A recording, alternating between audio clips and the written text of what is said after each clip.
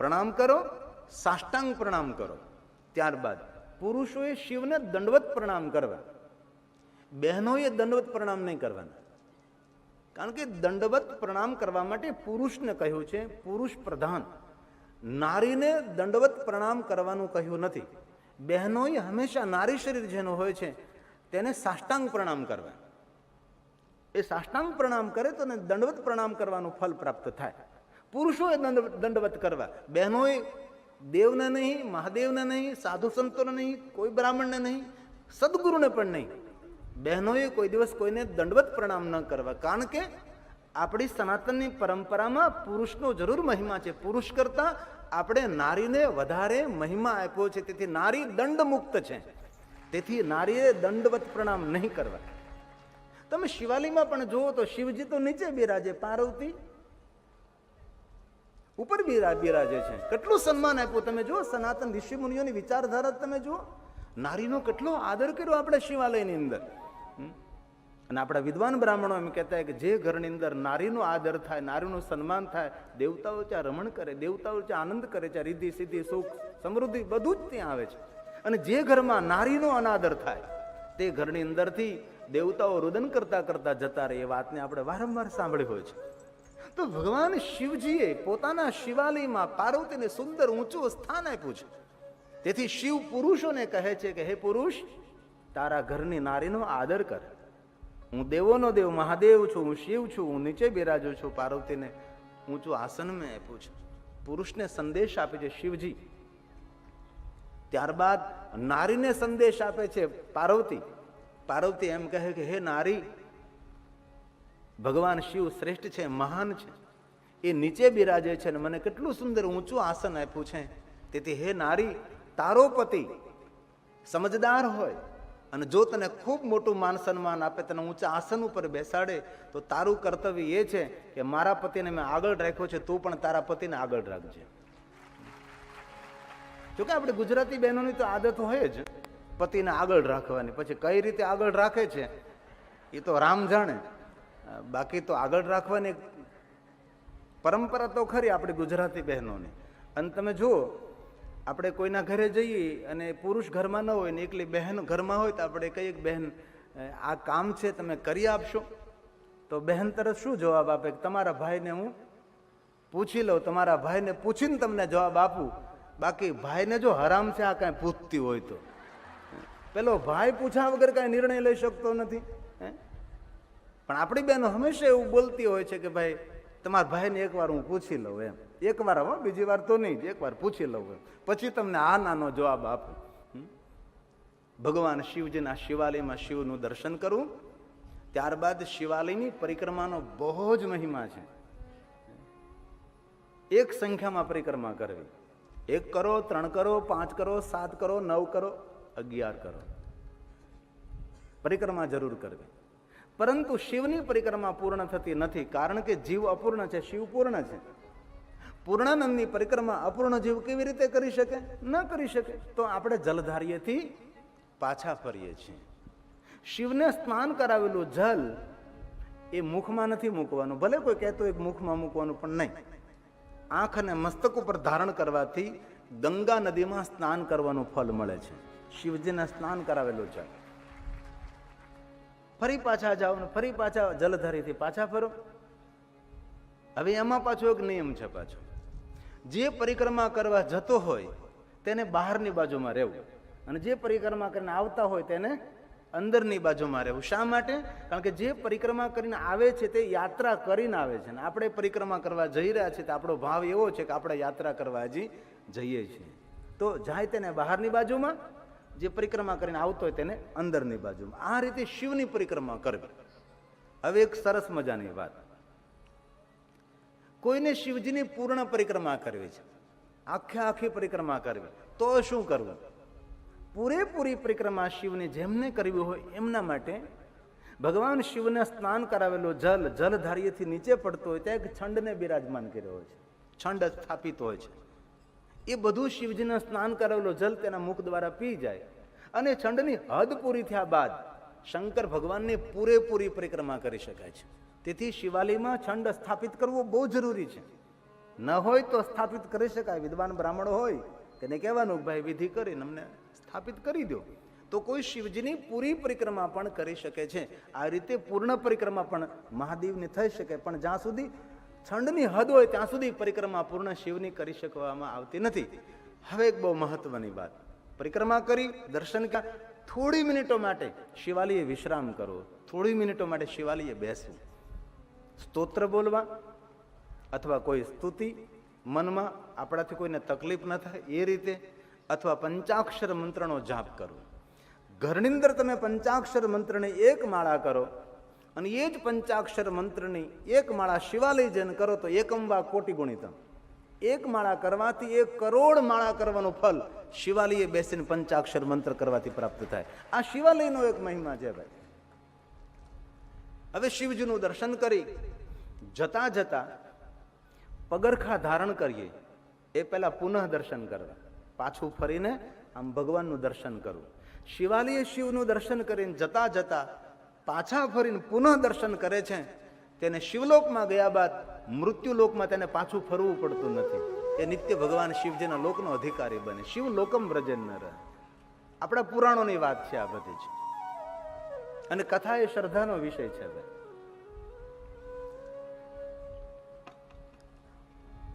હવે એક બહુ સરસ વાત, ઘરમાં કોઈ બાળકનો જન્મ થયો હોય, અપવિત્રતા હોય, અથવા ઘરમાં કોઈ મૃત્યુ થયું છે, તો આપણે શિવાલય જઈને કે દેવાલય જઈને ત્યાં દર્શન ન કરી શકીએ. અને અનેક એવા શિવ ભક્તોના દર્શન મેં કર્યા છે કે જ્યાં સુધી શિવનું દર્શન ન થાય ત્યાં સુધી મુખમાં અન્નનો કણ ન રાખે. આવા અનેક શિવ ભક્તો મેં જોયા. અને કોઈ માણસ એમ કહેતો હોય કે અમારા સંપ્રદાયના ભક્તો વધારે છે, તદ્દન જૂઠી વાત. આ ધરતી પર વધારે કોઈ ભક્તો હોય ને તો શિવજીના ભક્તો છે. અધિકમાં અધિક કોઈ મહાદેવના, કોઈ દેવની મહાદેવના ભક્તો છે. અધિકમાં અધિક વધારે માણસો શિવના ભક્ત છે. તેથી ક્યારેય અપવિત્રતા હોય અથવા સ્નાન નથી કર્યા, શિવાલય દર્શન કરવાનો નિયમ છે. શું કરવું? તો કહ્યું કે બહાર ઉભા રહીને શિવજીનું શિખર હોય એ શિખરનું દર્શન કરવું, અથવા એ શિખર ઉપર જે ધજા હોય એ ધજાનું દર્શન કરવું, તો તેને શિવ દર્શનનું ફલ પ્રાપ્ત થાય. અને જે માનવ રોજ નિત્ય ભગવાન મહાદેવના શિખરનું અને ધજાનું દર્શન કરે છે તેને જ્ઞાન, ભક્તિ, વૈરાગ્ય, ધન, સંપત્તિ, વૈભવ, પ્રતિષ્ઠાની ધજા એ આસમાનમાં ફરકતી રહે છે. જે શિવજીની ધજાનું દર્શન નિત્ય કરે છે. અને બહુ એક મહત્વની વાત, બધી જ વાતો મહત્વની છે. કોઈ મોટા પ્રવાસે તમે નીકળવાના હો અથવા કોઈ મહત્વના કાર્યનો પ્રારંભ કરવો છે તો પહેલા ભગવાન શિવની પૂજા કરાવો.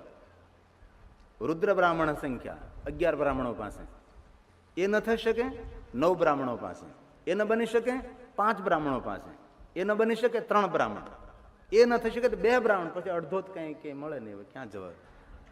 એક કોઈ વિદ્વાન બ્રાહ્મણ દ્વારા શિવની પૂજા કરવી. અને શિવ પૂજા કર્યા બાદ 5 બ્રાહ્મણોને અથવા 5 બાલિકાઓને અથવા 5 બાળકોને અથવા 5 સાધુઓને ભોજન કરાવો અને શિવાલય પર ધજા અર્પણ કરો. જે કાર્ય તમે નીકળો છો એ કાર્ય તમારું નિર્વિઘ્ને પરિપૂર્ણ થાય. આ ભગવાન શિવની પૂજાનો, ભગવાન શિવના દર્શનનો મહિમા છે. હવે એક બહુ મહત્વની વાત, બધી જ વાતો મહત્વની. કોઈ માણસો એવી ખોટી વાતો કરે છે કે શિવાલયની ધજાનો પડછાયો ઘર ઉપર પડે સારું નહીં, એમ કરીને વહેમમાં નાખે. જેના ઘર ઉપર શિવજીના શિખરનો છાંયો પડતો હોય, જેના ઘર ઉપર શિવજીની ધજાનો પડછાયો પડતો હોય, એ ઘરના માણસોને વહેમમાં નાખવામાં આવે. પછી પહેલા લોકો તો વહેમમાં પડી જ જાય, કારણ કે દુનિયા 3 રીતે દુઃખી થાય. એક વહેમથી, વાસનાથી ને વ્યસનથી. આ 3 રીતે સમાજનું પતન થઈ રહ્યું છે. કારણ કે વ્યસન તો છૂટે. આવી કોઈ કથા સાંભળે ને આમાં કોઈને પ્રેરણા મળે તો કદાચ છેલ્લે દિવસે મને એમ કહે કે બાપુ આજથી બીડી નહીં પીવું, આજથી માવો નહીં ખાવ. કોઈનું કોઈ તો માણસ એવું કહે કે ભાઈ આજથી આ બધું દૂર કરું છું. કોઈને કોઈ તો જાગે ને, જોશી દાદા, કોઈ તો એમ કહે કે ભાઈ હાલો આજથી આપણે બંધ નહીં ખાવું. વ્યસન છૂટે, વાસના પણ ઉંમર પાકી જાય એટલે છૂટે. પણ વહેમ છૂટતો નથી. વહેમનું કોઈ ઓહડ નહીં. સંશય આત્મા એ આત્મા ગયો સમજો. આ ત્રણ રીતે માણસો દુઃખી થતા હોય. કોઈને વહેમમાં નાખી દે કે આ શિવાલીનું શિખર ને ધજાનો છાંયો તમારા ઘર ઉપર પડે છે ને એટલે આ બધું તમારું ઠીક નથી હાલતું. પાછો એ જે વહેમમાં નાખનારો હોય ને સસ્તામાં ઘર લઈ લે, પાછો એકદમ ઓછા ભાવે ઘર લઈ લે. બોલો, વિચાર કરો તમે. પણ શિવ મહાપણમાં એવું કહ્યું કે ભગવાન શિવજીના શિવાલયનું શિખર કે ધજા હોય, જેટલી ભૂમિ પર છાંયો પડે છે, જેટલી ભૂમિ પર પડછાયો એનો પડે છે, એ ભૂમિને તીર્થ સમજવી. અને એ ભૂમિમાં કોઈ પાપી માણસનું મૃત્યુ થાય તો પણ એ શિવલોકનો અધિકારી બની જાય. આ શિવાલયનો મહિમા છે. અત્યાર સુધી કોઈને શિવજીનો પ્રસાદ લેવા ન દીધો આપણે ભલામણ. ગ્રાહ્યમ શિવ નૈવેદ્યમ, અગ્રાહ્યમ શિવ નૈવેદ્યમ નહીં. દુનિયાનો કોઈ પણ માણસ મહાદેવનું નૈવેદ્ય ખાવાને, લેવાને, આરોગવાને પૂર્ણ અધિકારી છે. હું બહુ નાનકડો હતો ત્યારે એક શિવાલય ઊભો હતો અને એક કોઈ પટેલના કે કોઈ જ્ઞાતિના, ખબર નહીં, લગભગ પટેલ જ થાય, એ સુખડી ધરવા આવ્યા. એટલે એમ કે મારી ભેંસ હમણાં વિયાણીને 1.5 મહિનો થયો એટલે હું રુદ્રી ભગવાનને ધરી શિવાલય. એટલે એમને અડધી રુદ્રી એમને પોતાએ ઘરે પ્રસાદ લઈ જવા માટે લીધી. અને પૂજારી એના પર એટલા, હું તમને કહું, ધોમ થયા. આપણે કઈ બોલાય તો નહીં. ખરેખર પૂજારીની મહાનતા એ છે કે રાજી ખુશીથી અડધી રુદ્રી ભગવાન શિવને અર્પણ કર્યા બાદ તેને આપવી જોઈએ અને કહેવું જોઈએ કે આ સૌને પ્રસાદ આપજો. અને જેટલા માણસો પ્રસાદ લેશે તેને ચાંદ્રણ વ્રત કરવાનું ફળ મળશે. જરૂર લિંગને પીઠને સ્પર્શ થઈ જાય એ કોઈ લઈ ન શકે, એકદમ પાક્કું ભાઈ. લિંગ અને પીઠને જે સ્પર્શ થઈ ગયું છે એ 2 જ માણસો લઈ શકે. કોણ 2? દશનામાને નમો નમઃ અને એક તપોધન બ્રાહ્મણ આવે છે.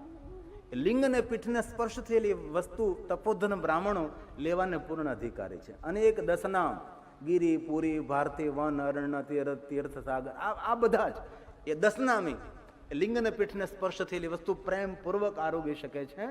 દશનામને આદિ જગદગુરુ શંકરાચાર્ય મહારાજે આદેશ આપ્યો છે અને પુરાણ સંમત તપોધન બ્રાહ્મણ છે. હવે બીજી વાત કે લિંગ અને પીઠને સ્પર્શ થઈ ગઈ, હવે ત્યાં તપોધન નથી અને દશનામે નથી, તો એ ખાદ્ય દ્રવ્ય શું કરવું? એ ફેંકી દેવું? કોઈને દઈ દેવું? નહીં. એ લિંગ અને પીઠને સ્પર્શ થયેલી ખાદ્ય સામગ્રી અથવા પ્રસાદ અથવા ફલ, લિંગ અને પીઠને સ્પર્શ થયેલી વસ્તુ લઈ લેવી, લઈ શાલિગ્રામ શિલા સંગાત સર્વયાતે પવિત્રતા, ભગવાન શાલિગ્રામને સ્પર્શ કરાવી અને કોઈ પણ માણસ પ્રેમપૂર્વક ખાઈ શકે છે, પ્રેમપૂર્વક લઈ શકે છે. હજી એક વાત સરસ મજાની,